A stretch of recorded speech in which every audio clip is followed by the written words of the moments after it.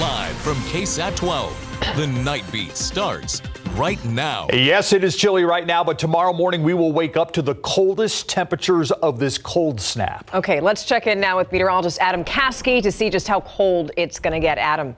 Temperatures quickly falling down into the teens tonight and a little closer to 10 in parts of the hill country. But let's talk about right now. We're already well below freezing, already at that hard freeze point. 25 in Gonzales, 23 Hondo, 26 in San Antonio.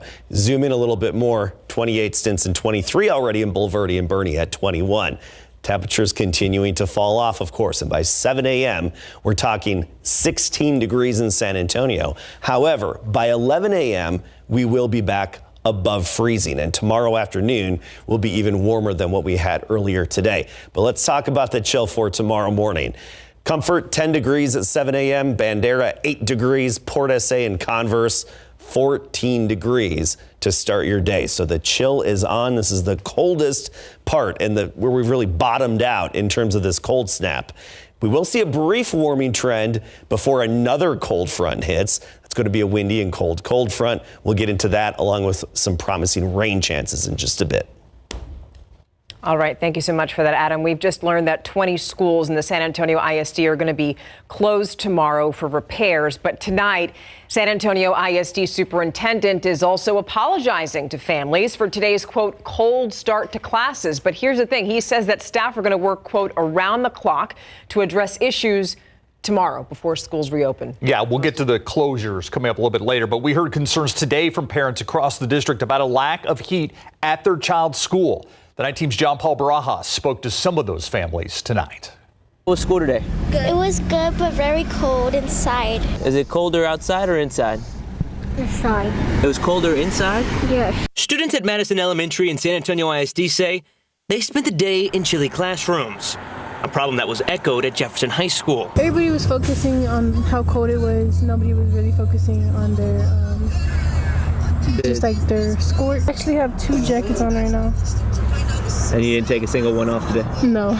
Those 2 campuses weren't alone. KSAT was reached out to by parents about 8 other schools out of SAISD's 90+ that also had issues. But it's still not clear how many campuses were affected.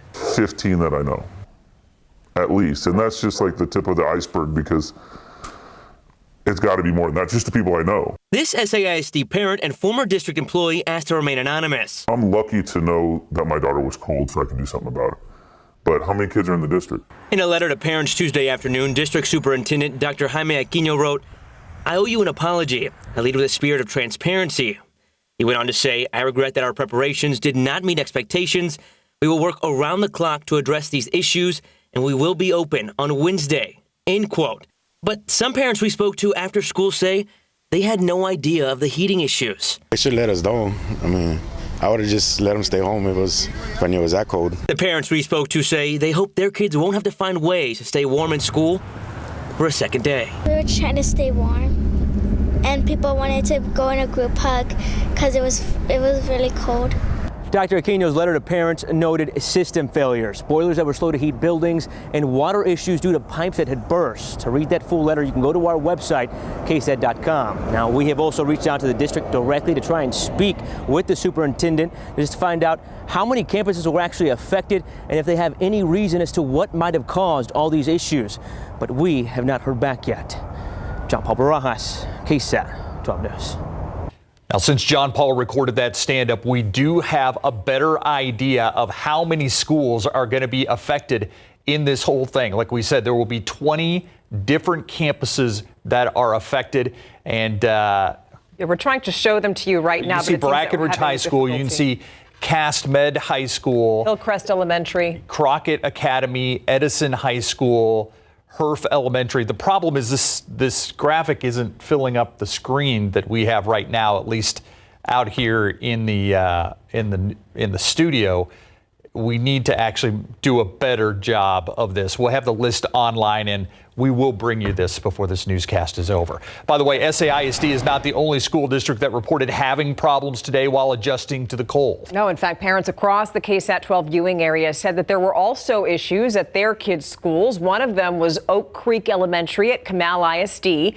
Parents there said that that school had heating issues. So we went to the district and it said the following, in part, quote, "The district's maintenance team has been working throughout the day and have found that the issue was related to a faulty control panel," end quote.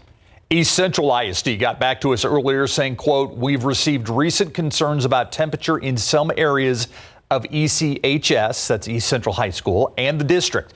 Our facilities team has investigated and confirmed that all systems are operating normally," end quote. Now, we also want to show you part of the statement that Northside ISD sent to us. It reads, quote, "We had only a handful of issues across our 135 campuses, Stevens High School being one of those. All of the issues, including a burst coil at Holmes High School, were items that our maintenance crews were able to address very quickly," end quote. Also want to point out that, we just received a list of 20 different campuses that will be closed in SAISD just moments ago. We're keeping an eye out for any changes to stay up to date, including those latest schools that we just had. You can scan the QR code on your screen or head to KSAT.com.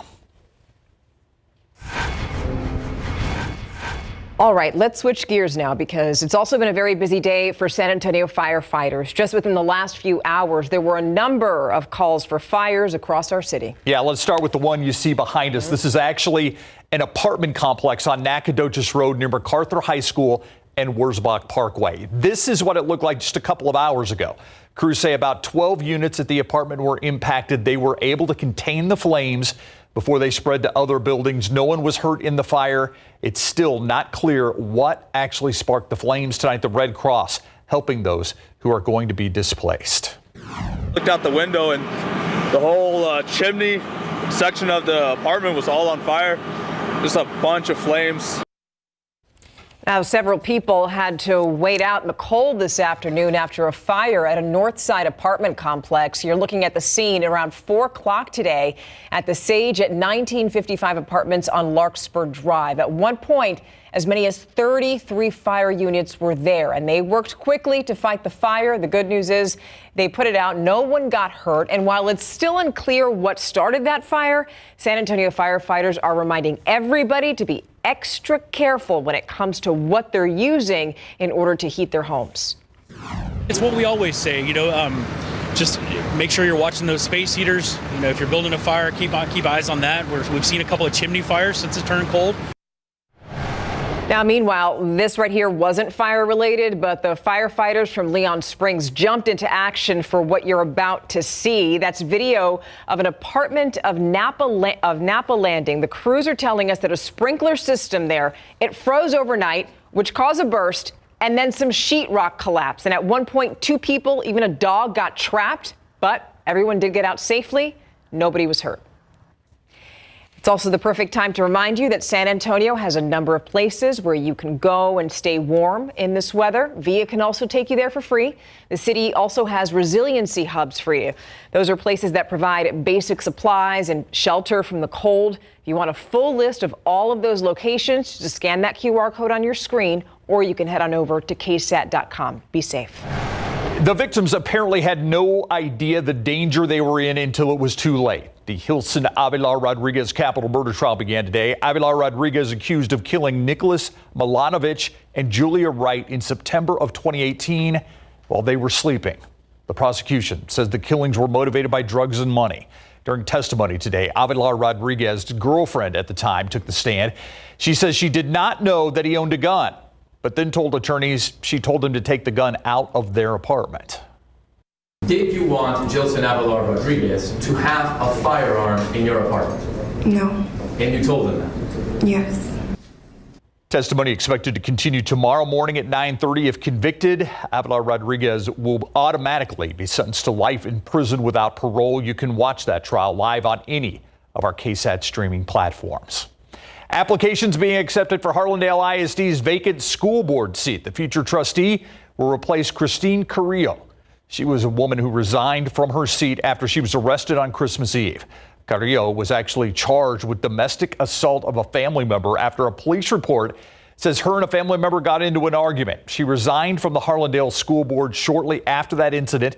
If you're interested in applying to fill the empty District 2 seat, you have until Friday, January 26th to get your application in. We'll have more information on how to apply on KSAT.com. Okay, now we got to talk politics because the next Republican presidential debate, that's been canceled. It was supposed to happen Thursday, but that changed after Nikki Haley said that she wouldn't participate unless former President Donald Trump was there. Just a reminder that Trump has skipped all of the primary debates this cycle, so that would have left Ron DeSantis alone on the stage. The latest poll by the American Research Group has Trump and Haley both tied at 40% support in the Granite State. The state's primary, by the way, takes place 1 week from today. Now let's go to your Nightbeat news flash. The border showdown between Texas and the federal government now intensifying. Since last week, Texas has been banning federal Border Patrol agents from entering a city park in Eagle Pass that's right along the Rio Grande. We've shown it to you. And then last night, the Justice Department asked the Supreme Court to let federal agents just access a section of Shelby Park. This is coming after a young mother and her 2 kids drowned while they were trying to enter the U.S. through the river right near that park.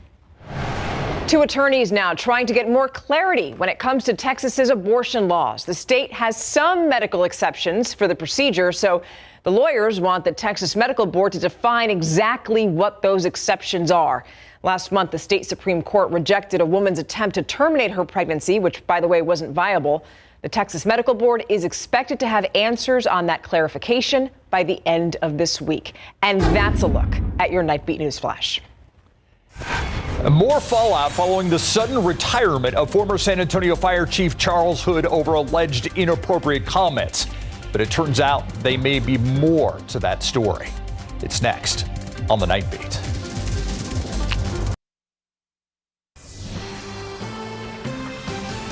There are new allegations against former San Antonio Fire Chief Charles Hood, this time from the firefighters union. Yeah, just 2 weeks after Hood retired amid allegations of making vulgar comments, the union's president is telling the night team's Patty Santos that there are yet more concerns about Hood's administration.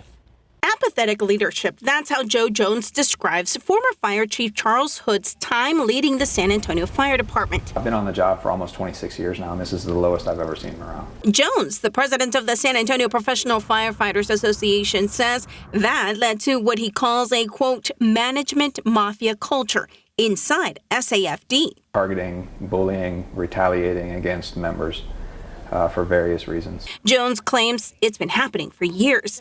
Some complaints come from exit interviews of firefighters who no longer fear losing their pensions. How many complaints did you get? Numerous. Yes. 10, 6, 20? It's going to be higher than that. 30? Keep going. It's bad. Jones says members feared speaking out against the administration because it would jeopardize their careers and reputation. We have allegations from members that they have been surveilled, they have been followed. They place specific officers at their homes. It's surreal. What are the bad actors trying to prevent? Good question. I think they're trying to prevent outcry. Accused of hazing cadets and threatening co-workers. Jones has his own history with Hood. He was demoted from assistant fire chief in 2017 after being accused of intimidation and hazing cadets. Now, as the union's leader, Jones says he has met with city leadership and believes they're looking at changes.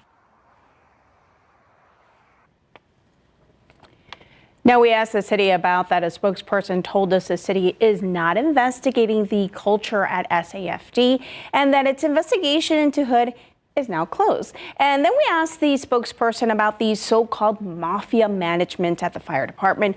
We're still waiting to hear back. Steve? Thank you, Patty.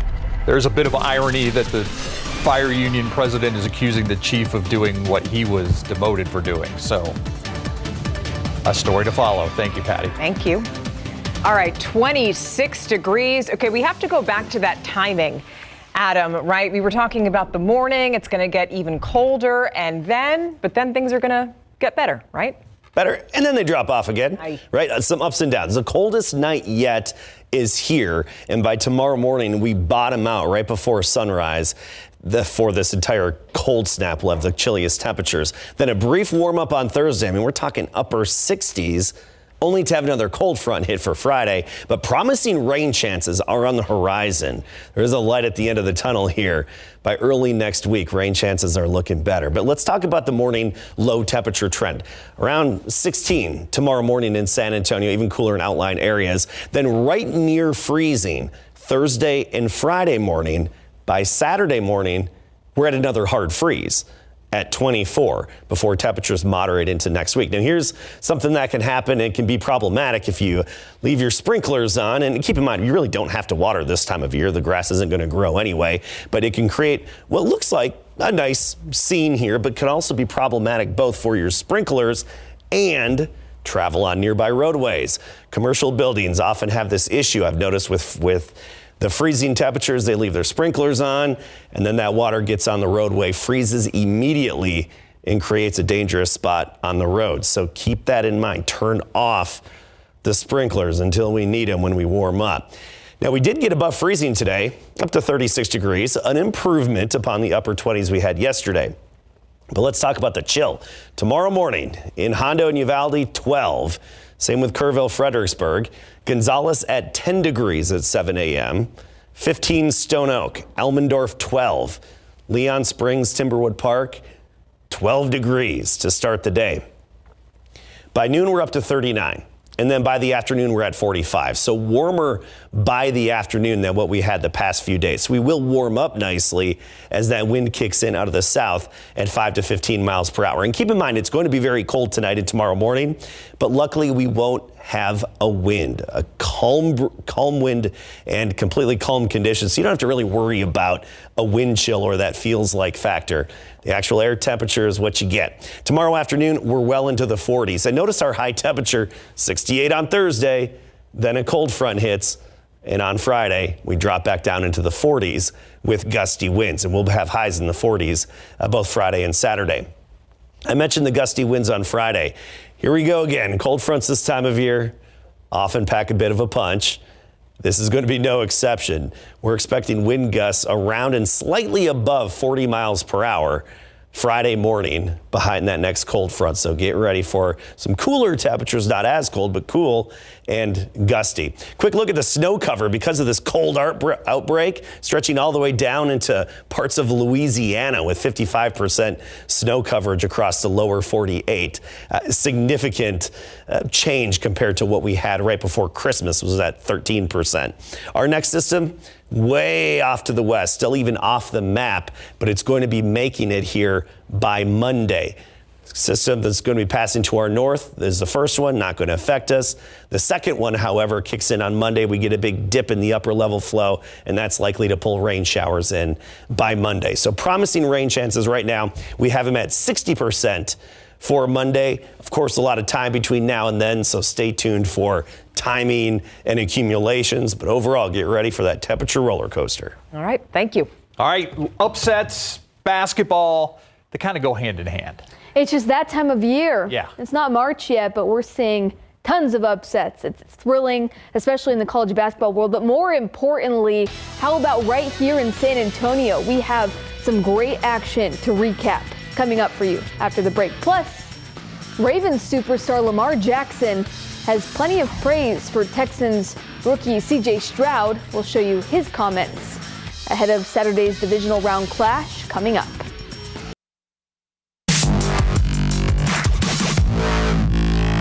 It's Tuesday night, which means plenty of buzz in the high school basketball scene. Over at the Alamo Convocation Center, the Lanier boys basketball team tipping off against Jefferson. Both squads took some time to get in rhythm. Here's Jefferson's Adrian Reyna working the glass, grabbing the rebound for the bucket and a trip to the line. Lanier's Chris Mejia answered right back with the smooth one-handed floater over the block and in for two. It was buckets like that that led the Vokes victory as Lanier won 42-38. Over at Sam Houston, the 20-win Alamo Heights girls basketball team trailing the Hurricanes by 11 when we got there. The Mules put up a fight with Talia Andrews, knocking down some big-time shots. But the quick transition offense of Brianna Murray and Marche Slack led to easy buckets, and the Hurricanes would get the upset 44-40. So what does a win like this mean for the Hurricanes program? It means a lot to me because I really love this game, and for us to come together and win, I'm happy for us. It just took a lot of focus. We know every game is going to be tough. Everybody's going to play us hard, but we have to lock in mentally and be focused to take on anything. And I thought for the most part we was able to do that, and that helped us secure the win. What an exciting game. All right, a lot can change in the world of the NCAA transfer portal. After a breakout season with Texas State, quarterback TJ Finley is entering the transfer portal after all. Finley planned to return to the Bobcats football program, but now a day after Texas State landed former Arizona QB Jaden DeLora from the portal, Finley is out saying on social media, business is business. DeLora will bring a veteran presence to the Bobcats offense, but still a heavy loss for Texas State losing Finley. Football coverage brought to you by Davis Law Firm. This Saturday, rookie quarterback C.J. Stroud will go toe-to-toe with the NFL's MVP favorite, Lamar Jackson. The 4-seed Texans and 1-seed Ravens make for an intriguing matchup in the divisional round where historically the Texans have never advanced past. Same for the Ravens since winning their last Super Bowl in 2012. Baltimore is home to the best rushing attack in the league and had allowed the fewest points in the regular season. The Ravens are the full package, but Houston has plenty on its side too, like rookie playmaker C.J. Stroud and momentum from their first-round blowout win over Cleveland. He played better than I did from my rookie game. I'll say that, definitely. He was throwing the ball all over the field, making things happen. He did great. I thought they were a very good football team week one. I think if you go back and check your records, you'll find that, so they haven't surprised me or they haven't surprised us. They've done pretty much what I thought they were going to do. They're a very good football team. They're very talented. They play very hard. CJ's just doing a phenomenal job. Nico Collins, Michigan guy, man, he's a go-to guy for him. That's right. Collins gracefully emerged as Stroud's top guy after Tank Dell went down. This Saturday, we'll see this one unfold. The Texans visit the Ravens as 9-point underdogs in Baltimore, where the forecast is calling for highs in the mid-20s around kickoff, which is 3:30 locally. You can watch the game here on KSAT 12. And by the way, right now, Houston's odds to win the AFC Championship are plus 300. The Spurs are playing a lot better since Tre Jones moved into the starting role. We'll tell you the numbers that prove it right after the break.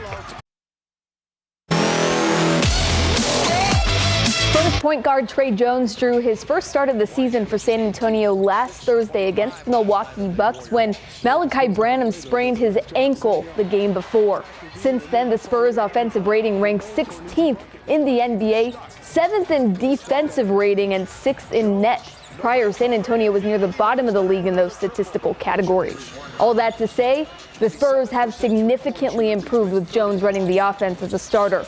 Now, as far as wins go, San Antonio has only won 2 games in that 6-game stretch, but played the Bucks and Cavaliers, 2 playoff teams, close. Now, yesterday, the Spurs fell short in Atlanta, and tomorrow night, they'll try to bounce back against the NBA's best Boston Celtics at 6:30. We'll be right back. All right, we've been talking about closures. Right now, we have a full list of the 20 schools that are going to be closed within the SAISD tomorrow morning, and they are Ball Elementary, Brackenridge High School, Cast Med High School, Cooper at Navarro Early Childhood, Crockett Academy, Edison High School, Herf Elementary. Yeah, Hillcrest Elementary, Hooper's Elementary, Lamar Elementary School, Lowell Middle School, Maverick Elementary, is that Marhill? Marhill. Marhill Elementary, Ogden Elementary. And finally, Poe Middle School, Rogers Academy, Steele Academy, Twain Dual Language Academy, Woodlawn Academy, and the Young Women's Leadership Academy Primary. We have all these on KSAT.com. Adam.